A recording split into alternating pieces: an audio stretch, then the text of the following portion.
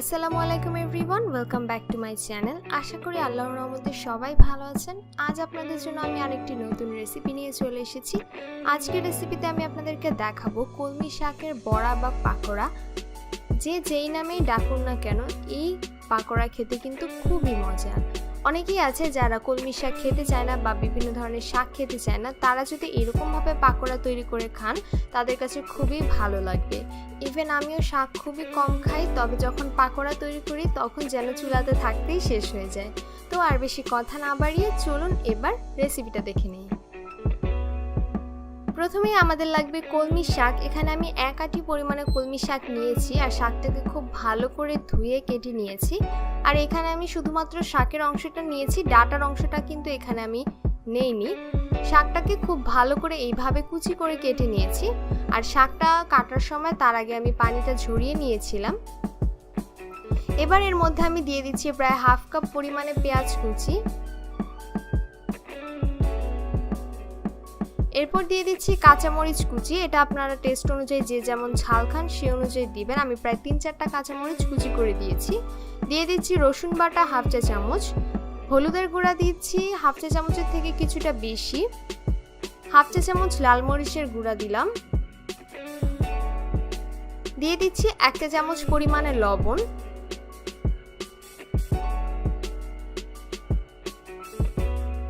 লবণটা অবশ্যই আপনারা টেস্ট অনুযায়ী বুঝে দিবেন। এবার সবকিছু একসাথে খুব ভালো করে মিক্স করে নিচ্ছি। আমি যেহেতু শাকটাকে পানি ঝরিয়ে তারপর কেটেছি, এই শাক থেকে কিন্তু পানির পরিমাণ একটু কম বের হবে। তো আপনারা যদি শাকটা ধোয়ার সাথে সাথে কেটে ফেলেন সেক্ষেত্রে কিছুটা পানি কিন্তু শাকের মধ্যে রয়ে যাবে। তখন পরবর্তীতে আমি যে উপকরণ অ্যাড করব সেগুলোর পরিমাণ একটু বাড়িয়ে দিতে হবে।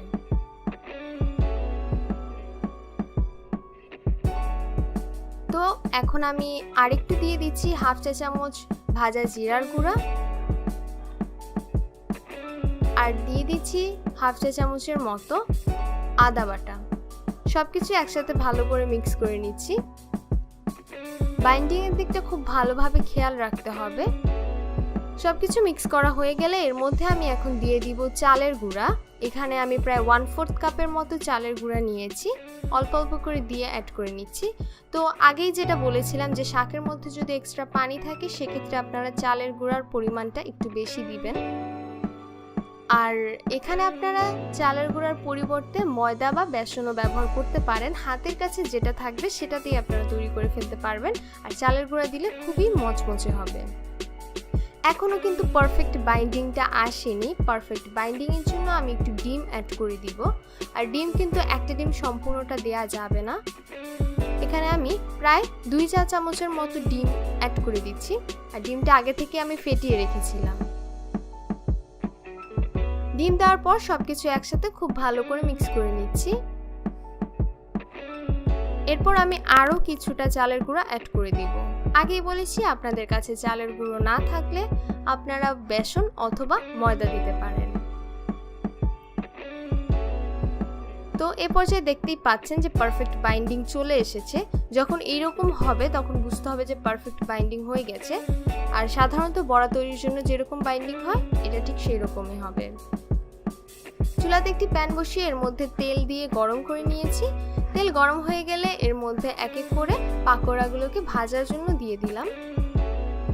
দুটো পাশ হালকা ব্রাউন কালার করে ভেজে নিতে হবে। আর চুলার আঁচ কিন্তু বাড়িয়ে ভাজা যাবে না, তাহলে শাকের ভেতরটা হবে না, কিন্তু বাইরের দিকে কালার চলে আসবে। সেই জন্য চুলার আঁচ মিডিয়ামের থেকে অল্প কম রেখে ভেজে নিতে হবে। তো দুটো পাশ এইভাবে উল্টে পাল্টে হালকা ব্রাউন করে ভেজে নিচ্ছি। যখন পেঁয়াজের কালারটা একটু চেঞ্জ হয়ে আসবে তখনই বুঝতে পারবেন যে ভাজা অনেকটা হয়ে গেছে। তো এখন আপনি দেখতেই পাচ্ছেন যে কালারটা কেমন এসেছে। তো এই পর্যায়ে দেখতেই পাচ্ছেন পেঁয়াজের কালারটা ঠিক কেমন হয়ে গেছে, তার মানে বুঝতেই পারছেন যে ভাজা হয়ে গেছে। এখন আমি একটা ছাঁকনিতে তুলে নিচ্ছি তেল থেকে ছেঁকে। এ পর্যায়ে পাকোড়াগুলো তৈরি হয়ে গেছে। ঠিক একইভাবে আমি বাকি পাকোড়াগুলোও তৈরি করে নিচ্ছি।